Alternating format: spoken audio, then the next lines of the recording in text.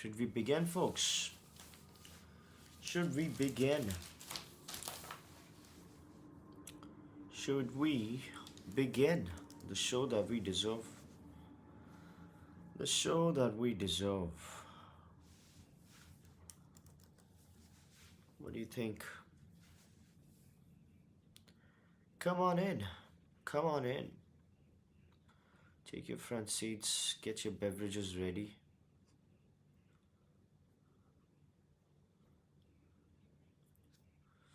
Get your beverages ready, folks.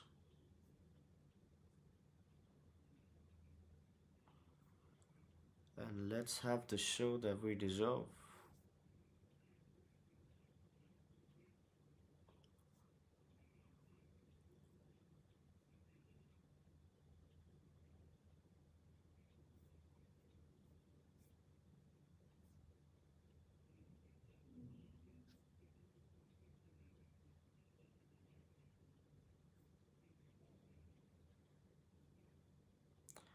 If you can hear me, say something, and then we will begin.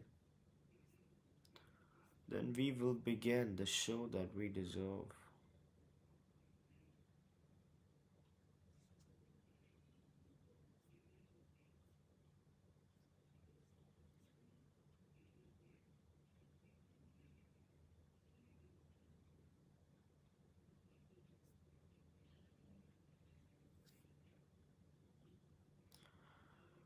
The show that we deserve. It's 8:20, so let me just check myself.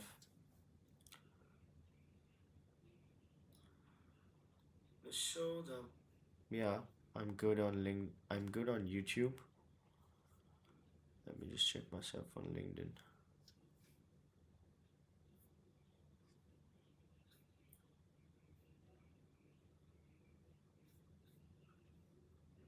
Yeah, I think I'm good on LinkedIn as well.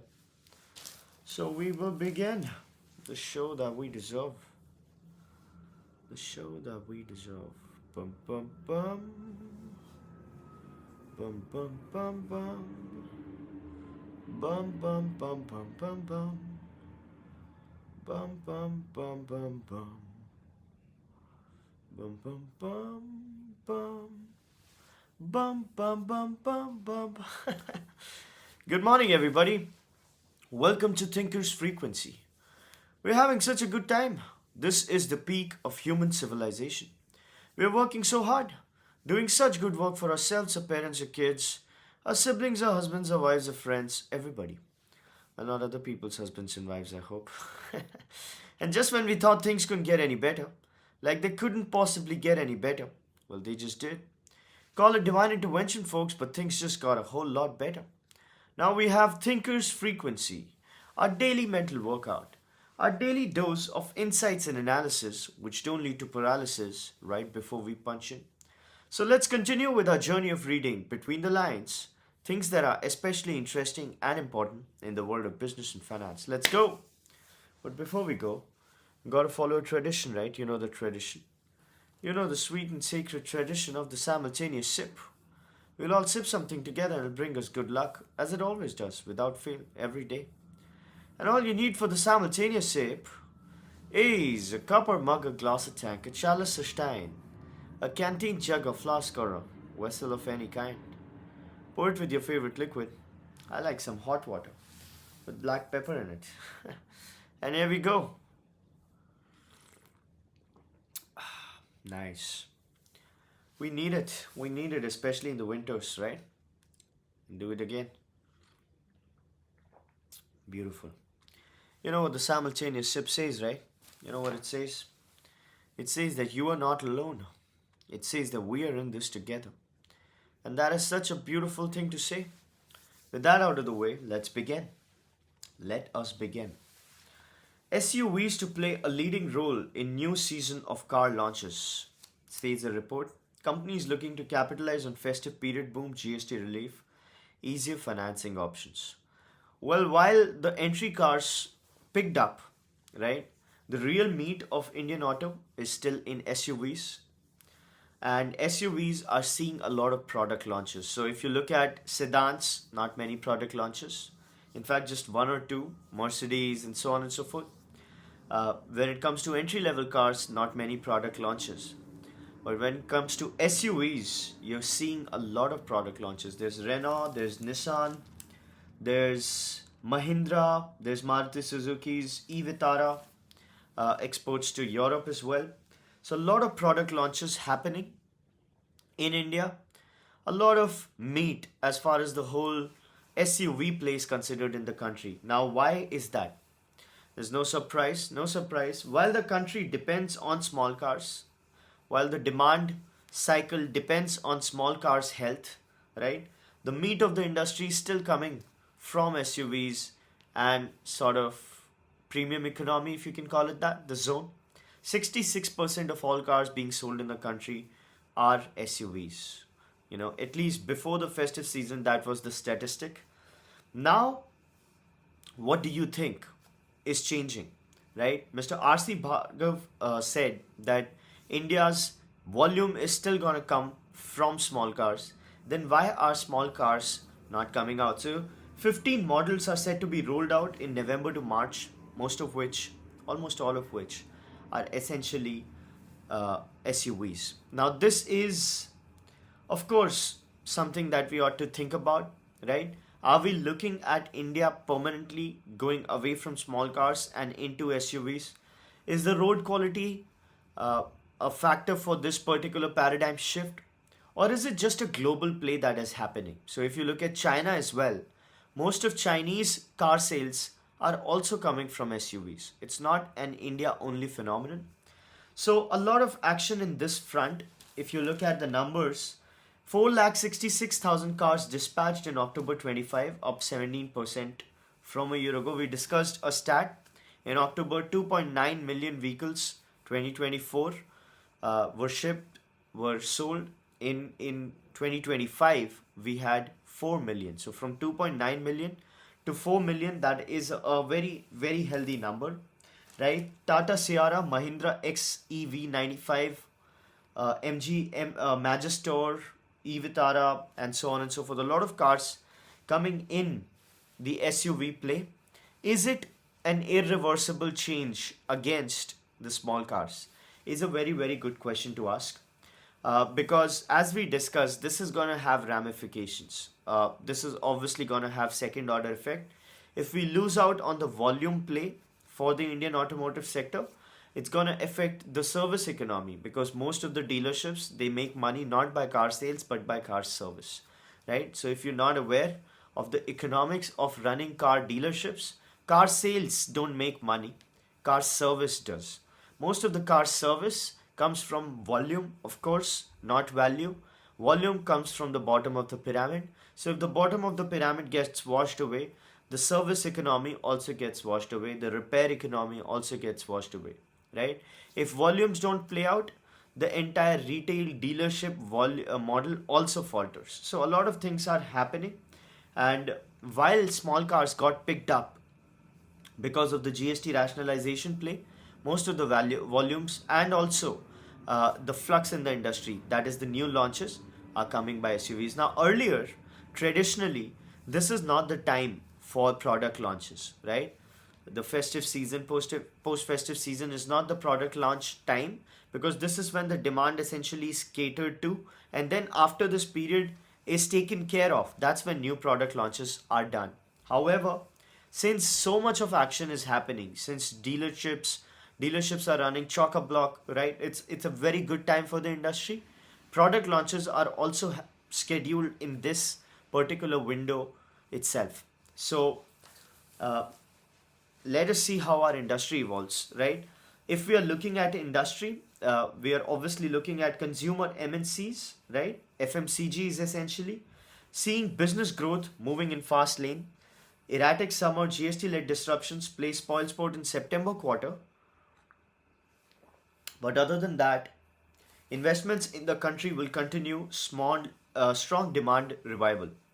This was the hope, right? This exactly was the hope, that the demand gets spearheaded so much that it forces companies to essentially invest in the country. Now, this is an industry, right? FMCG is an industry, automotive industry, but the results are pretty clear. Ford was supposed to exit the country because of the tariff situation. It was reevaluating its plans in the country, whether it actually wants to exist in or not. It had a manufacturing facility in the country which it was essentially forfeiting, right? But now it came back. Now, does it have a causation correlation problem? Are we confusing causation correlation with this? Is demand the reason why Ford stayed, or is Ford staying in India a result of many global factors, right, which are far and beyond Indian domestic economy? Well, the answer is of course not binary. There are multiple factors in the fray. Ford Global has a lot of issues and a lot of challenges and a lot of strategic play, due to which they might have chosen to stay in India. And of course, right? And of course, they must be seeing a lot of meat in the Indian automotive sector. Because I was reading Ford's revenue. Ford does like 148, 150 billion dollar kind of a revenue, right? And it's a mature 10-11% play. Interestingly, Ford does 140 billion dollars in revenue. Tesla does 98 billion, $100 billion, close to less than $100 billion. Ford is worth $40 billion, market cap $40 to $50 billion, and Tesla is worth $1.5 trillion. $1.5 trillion. So again, if you look at the revenue, 140 billion, 150 billion, Ford and General Motors both perhaps in the same zone. Tesla 99, $98 billion. Tesla worth $1.5 trillion. Ford worth 50 to 40 billion, 40 to 50 billion dollars. That's interesting, right? Uh, so I was reading the leadership comments. Ford's CEO recently said that Chinese cars are great and Chinese cars can put all of us out of business. All of us out of business. So he said that while we are doing what we are doing, if we don't essentially take care of the Chinese market, right, or the Chinese players, we might just go out of business. So those kinds of things they are looking at, Ford, of course. So it's not just the Indian domestic play which has forced them to reevaluate their options, right? But it is definitely a factor, right? So a lot of capex looking bright for India. Speaking of capex, we'll have to take a turn and we'll have to talk about capex in US. A recent Donald Trump interview came out, and he said that we are looking at a $20 trillion investment in the country. $20 trillion. So he says that America, we are making a country, we are making economy kind of which is never seen before, right? $20 trillion is the private capex that we are essentially forcing in the country, and most of it is tariff, right? Because we are forcing companies to make in America, whether it be pharmaceuticals, whether it be automotives, whether it be anything, right? We are making companies relocate, refocus in America, and that is leading to $20 trillion. This is greater than China, he said, and this is greater than every place else. So this is going to be, so if you're looking at America, it is also looking at private capex as a means to sort of roll over the troubles, roll over the economic troubles. It's called rolling over, right? Because a lot of problems exist in American economy, but if they can force companies to essentially make in America, right, usher a new revolution which could lead to more jobs and stuff like that, maybe some good news could help the country. So that is what they are looking at, right? That is exactly what they're looking at. Very interesting if you ask me. $20 trillion. Now I don't know whether that is to be believed or not, right? Maybe it's salesmanship, maybe it's not. But with data on our side, we can guess just pharmaceutical companies had promised $150 billion in America. That was just pharma companies.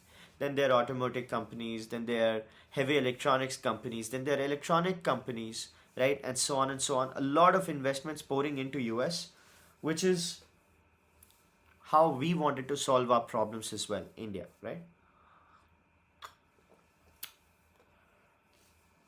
Moving on, folks. Workplaces find a need for wellness amid daily grind. This is just a bunch of bullshit.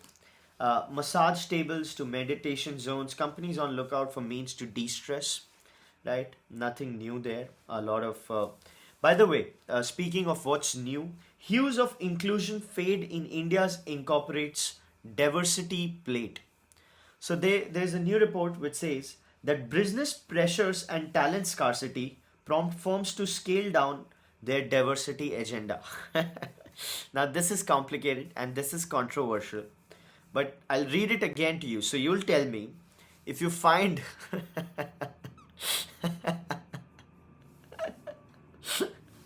if you find any problem with this, let me know, okay? Business pressures and talent scarcity prompt firms to scale down their diversity agenda. So these people's report are saying that the companies are taking a DEI detour because of talent. But wasn't DEI a means to find talent in different ways? So if people are saying that business pressures are forcing them to scale down on their diversity agenda, do they mean that when they were pushing the diversity agenda, they were voluntarily trading off merit and talent? Like, are they allowed to say that? Isn't this like a very politically incorrect thing to say? That hey, DEI hurts the business, but we've got to do it. Is this an admission of this is the agenda? So I'll say it again. Executive search consultants and company officials told that a combination of factors including competitive pressures, a global DEI pushback and talent scarcity have prompted many organizations to tone down. Now they're focusing on talent only, which means diversity, equity, inclusion was anti-talent, anti-meritocratic. That is what these people mean. DEI agenda being rebranded as employee engagement, talent strategy, or belongingness in several company websites. This is once again a very big vindication of uh, businesses are just an outcome of political will, right? It's political will which dictates the trajectory of businesses, not just existence of them, but also the competitive strategies with which they endure, right?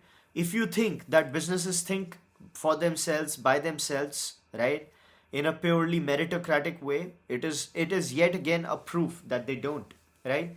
Just a couple of years ago, DEI was so hot, right? DEI was everything, and DEI was being positioned as something very, very important, right?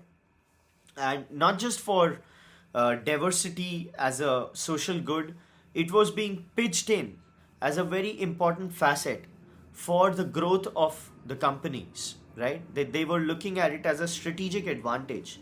That is what DEI was. Now suddenly DEI is out of fashion. How?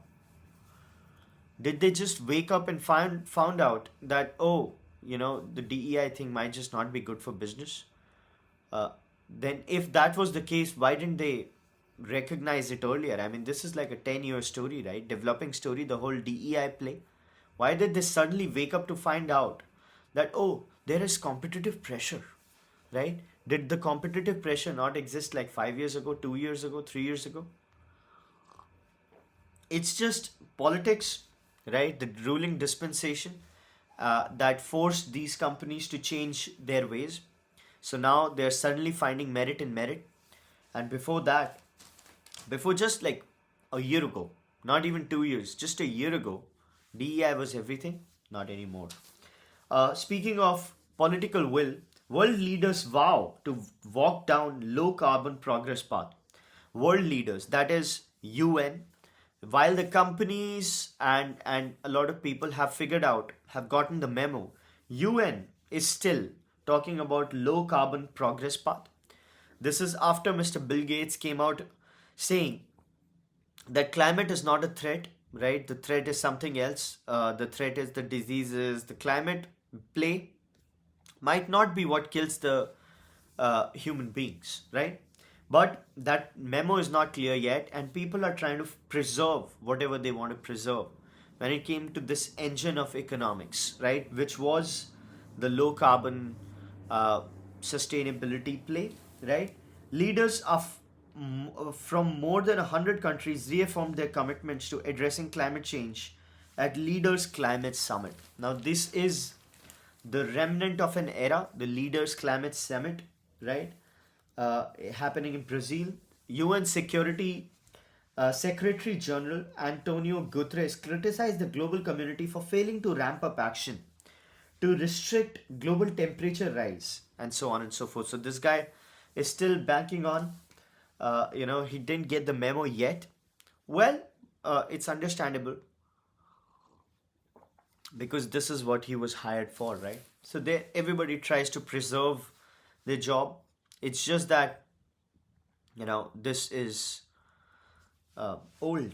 This news has gotten old, unfortunately. So obviously, people are not looking at those goals very seriously because everybody found out that, oh, China took them for a run, right? When the world was focusing on this, China was building, and now the world has been left behind, and China has built, right, in past tense. So this has become a rallying cry, but people have gotten bored of it. Moving on, folks.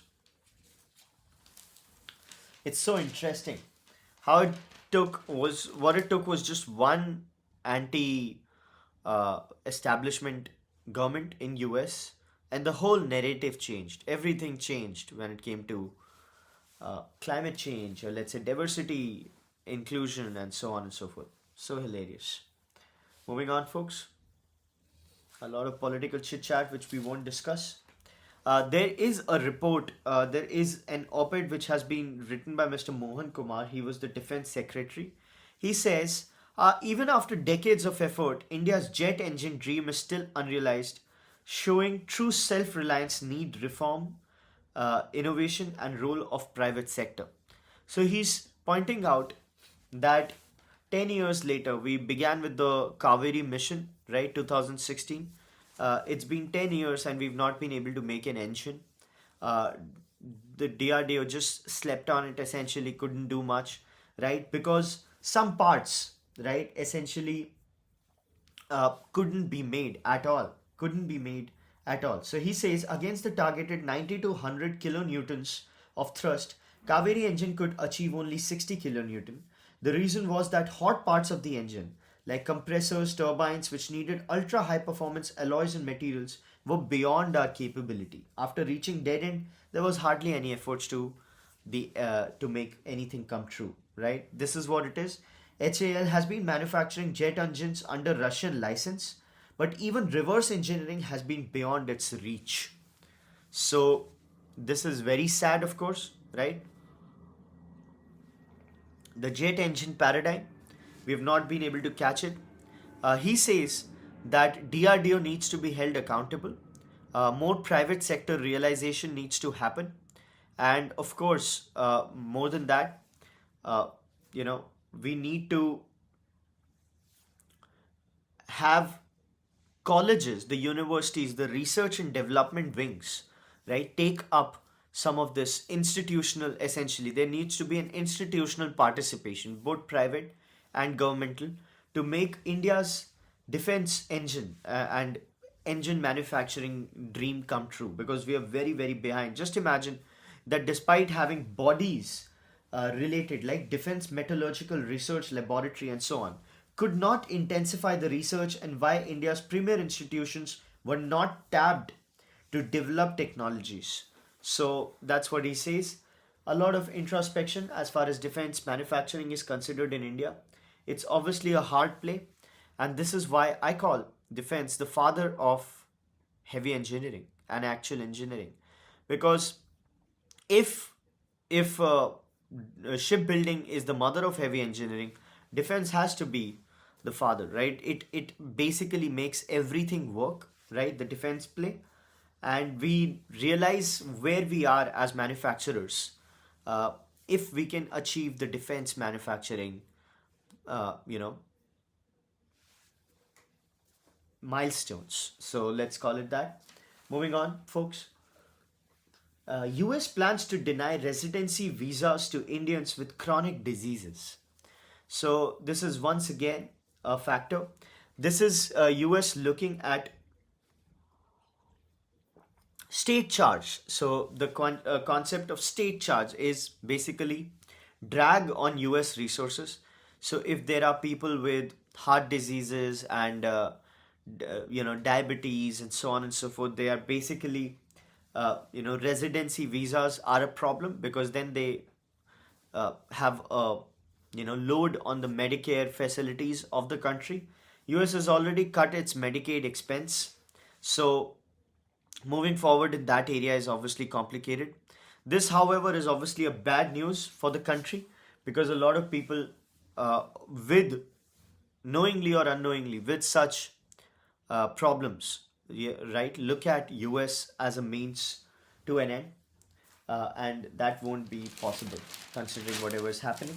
So, directive aimed at prospective permanent residents only, not students on fixed term visas, applicant failing to qualify financially and insurance wise, more risk, at more risk.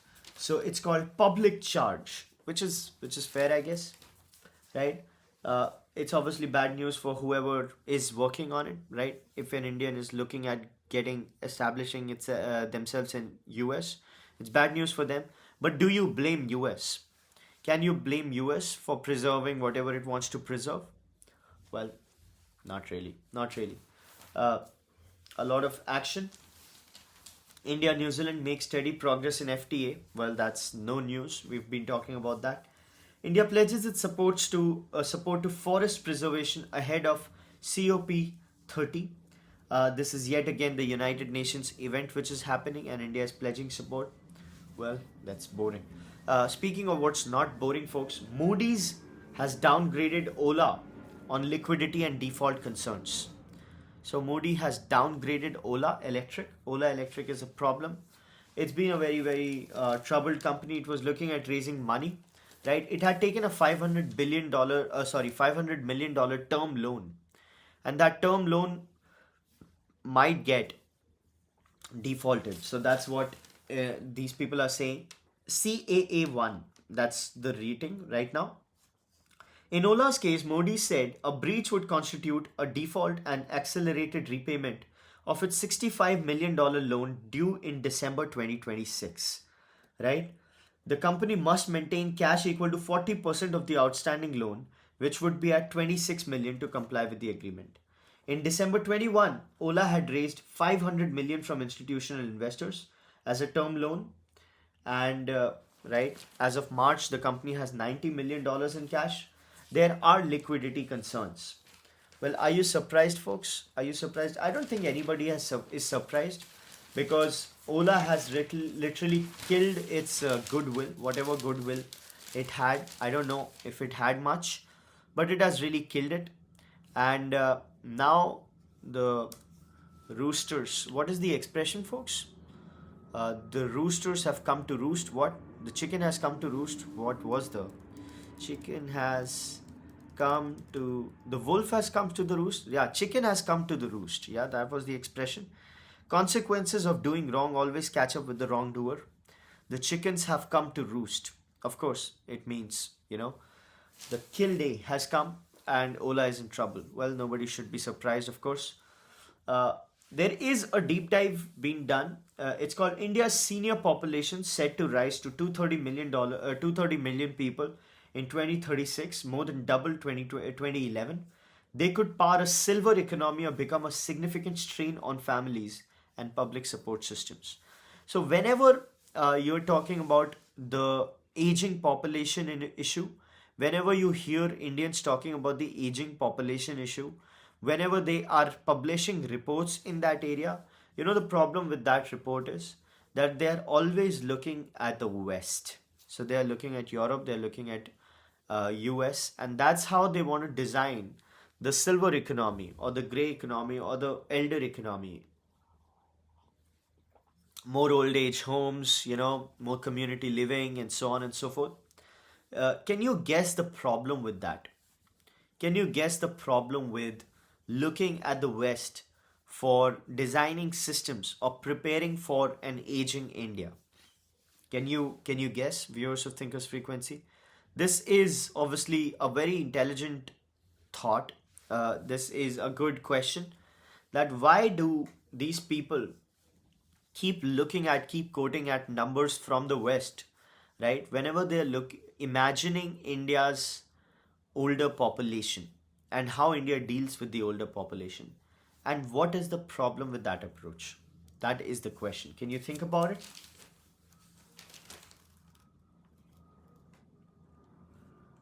Till you think about it, the country's silver economy, 73,000 crores, right? Share of elderly population rising from 8.6 to 19.5.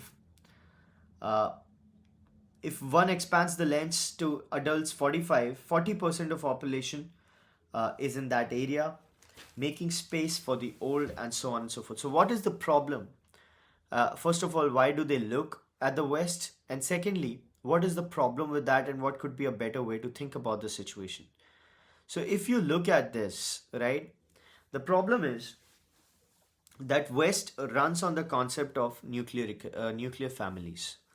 The family constitution of the West is fundamentally different from how India has been operating since time immemorial. India's religious setting is in a very very different uh, paradigm than the Western play, right? Due to which the way Indians are supposed to deal with the elders is very different from the West. Now, elder economy, whenever these people are looking at or thinking about elder economy, they're looking at community zones for old people when the family essentially is living away, right? Which is not the default setting for Indians. Yes, it is changing, right? But the way to solve for it is not just looking at community living and these startups around specific care for elders, right? It's also a cultural issue, right? It's also a cultural and partly economic issue of reviving the family culture, the joint family operation where grandparents essentially live with the you know kids and grandkids and so on and so forth. So if that setting is sort of revitalized in a way, a lot of economics of the elder economy starts making sense. So I'll just give you how the fundamentals of it work. In a nuclear family, people are having trouble raising kids, right? So when they try to raise kids, they essentially try to get help, the daycare, the preschool, the everything, right?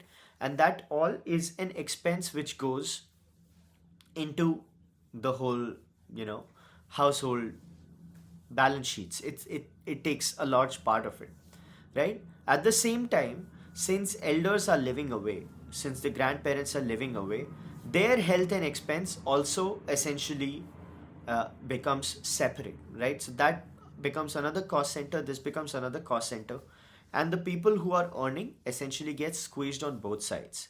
Now if you revive this culturally or socio-economically, elders start living with the grandparents.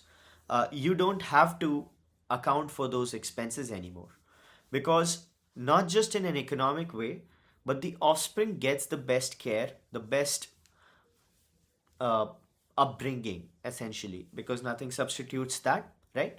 And also the expenses sort of become in a cyclic economy, and the family benefits as an economic unit.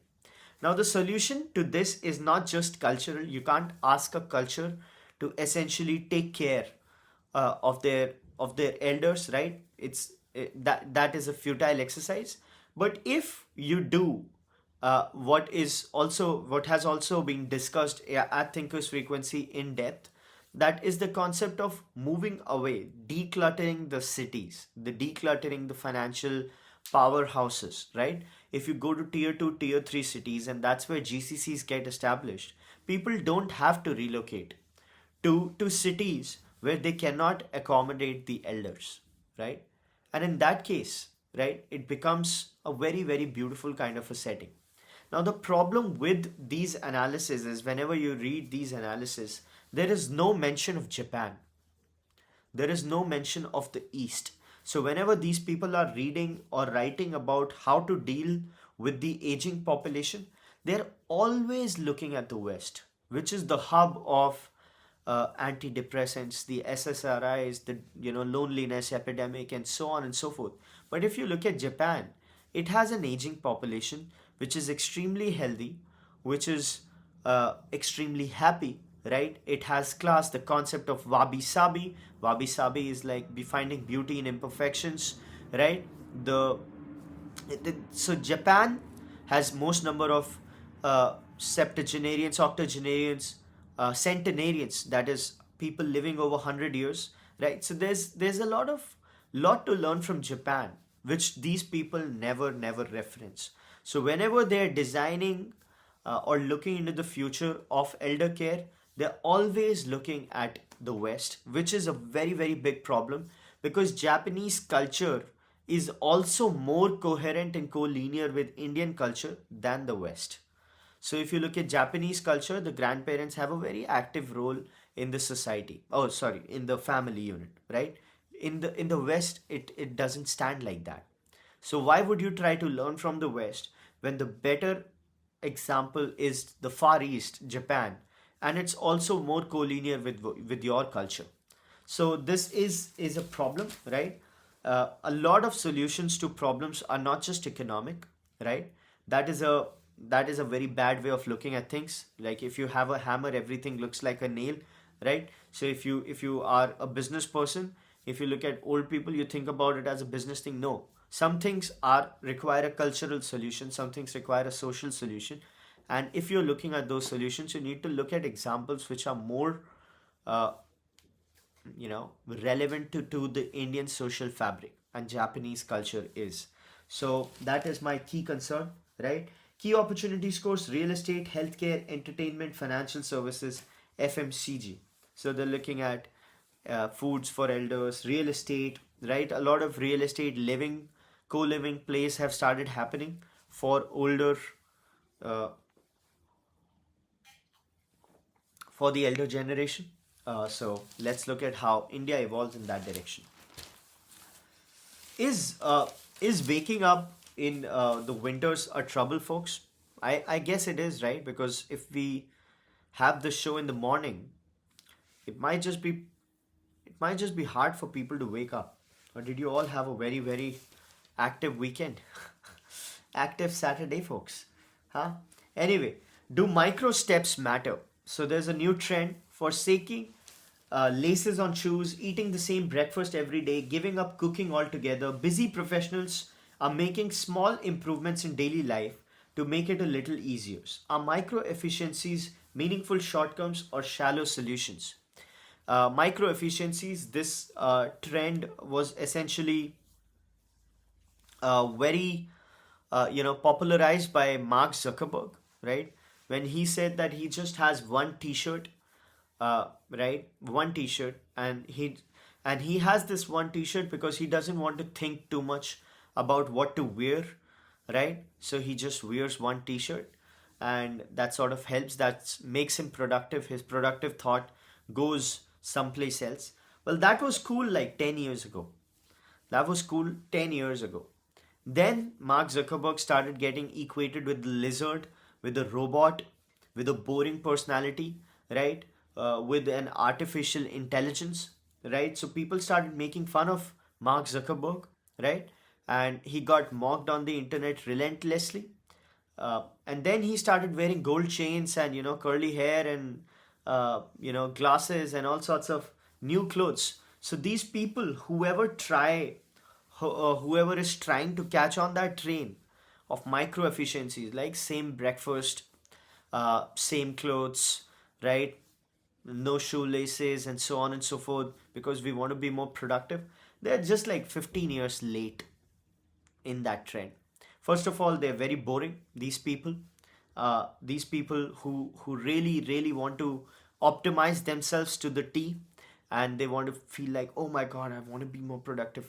First of all, they are not productive, right? They're not doing anything special. It's not like they're sending people to Mars or Pluto, right? They have very pathetic jobs, and the whole pretense of trying to be more productive by being more boring in this way, it just creeps me out.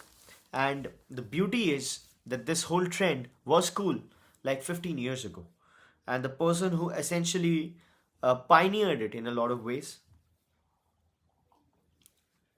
has shunned it himself, right?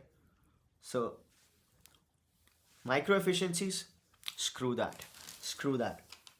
Nano productivity hacks become problematic when they replace genuine self reflection. Well, that is true. Ni uh, is one of the few people, the behavioral design expert. Ni has written a couple of books, I guess. One was Hooked. I've read it. Good book, right? So he's one of the people who comes with that. Moving on, folks. Big AI's free lunch comes with a hefty bill. Perplexity, Google, OpenAI luring more Indians into the AI era. This strategy raises several questions that we've already raised all these questions about. Uh, I have a comment. Debayati Hasra, Mr. Debayati Hasra. It's Sunday today. Well, thank you. I knew that. I knew that. Why did you say? That's why I said, right? Did you have a heavy Saturday? Because we are awfully quiet today, right? But anyway, moving on, folks. We've talked about how it is a problem that there are no Indian alternatives, and there is no Indian adoption. Even if there is server AI, there are no attempts to actually make it mainstream when it comes to adoption. Reliance has a partnership with Meta, right?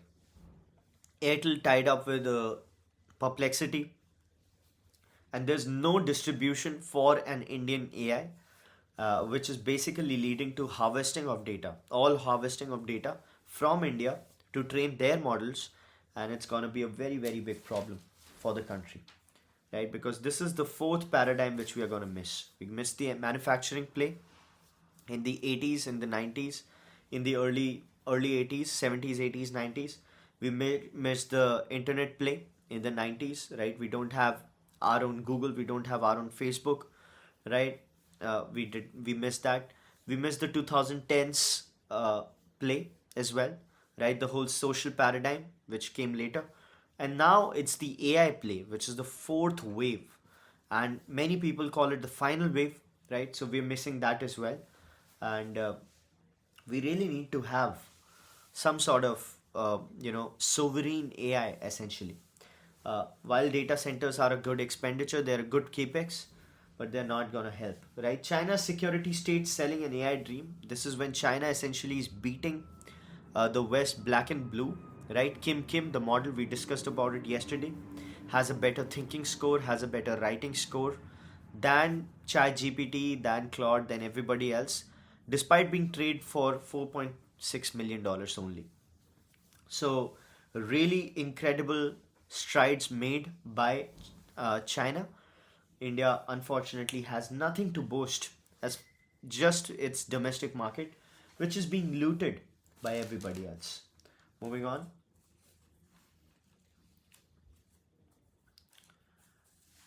Pakistan, Afghanistan, peace talks fail. So, no peace talks are actually working out. Russia, Ukraine, Pakistan, Afghanistan, right? A lot of troubles. Israel, a lot of troubles. Speaking of all these troubles, there's a lot of chit chat about Zoran Mamdani becoming the mayor of New York, right? This signals a very interesting paradigm. He is an openly socialist player, communist, you can say. A lot of people call it communism, they call it democratic socialism. So his election in New York, which is the bedrock of capitalism, the best bedrock of Western capitalism, is a very interesting paradigm, right? People like Bill Ackman and everybody else were talking about how dangerous it's going to be if somebody like him gets elected. Well, he is now elected, and Mr. Peter Thiel's warning uh, comes out to be true once again. He said that we've got to study why people are attracted with communism, with socialism, right? Young people getting attracted to communism and socialism is not to be dealt with a usual they are dumb philosophy. You got to understand why they are against capitalism, because they are drowning in student debt and they can't afford a house, right? So they are more likely to turn against capitalism if they don't have any role to play in it, which has turned out to be true. So a lot of Zoran Mamdani's policies have appealed to the young people who are essentially out of the capitalist ecosystem, right? So that's what's going on. Uh, by the way, Mr. Zoran Mamdani's mother is Mira Nair. Mira Nair is essentially a filmmaker, right? She's made a good set of films. Like if you want to watch Reluctant Fundamentalist, Kate Hudson, Riz Ahmed, good movie. Then there was Namesake, based on Chumpa Lady's novel. Again, not a bad movie, good movie. Then Monsoon Wedding was a good movie. Can be said it was not that great, but okay. Salam Bombay, again a very critically acclaimed movie. So a very prominent director from India, Indian origin. Uh, if you want to watch some movies, you could pick that out. My favorite of hers is Reluctant Fundamentalist. The movie lost the plot towards the end of it, right? But still, it did some good work. And I love Kate Hudson. With that, we ought to come to the end of the 164th episode of Thinker's Frequency, our daily mental workout, our daily dose of insights and analysis, which don't lead to paralysis right before we punch in. It's 9:05. We're gonna punch in. The comment section was awfully quiet today. Very different from how it is. It's always chirping. A lot of news, a lot of people throwing in their perspectives, but not today. Maybe it's a winter Sunday, right? So I'll let you be, folks. I should thank Mr. Deboyati Hazra. I hope I'm not misgendering you, Mr. Mrs. Deboyati, Miss Deboyati, Mr. Deboyati, whatever it is. Thank you for your comment, and everybody else who joined. Uh, I wish you a beautiful day personally and professionally. I'll see you tomorrow, same place, same time, hopefully. Take care. Bye bye.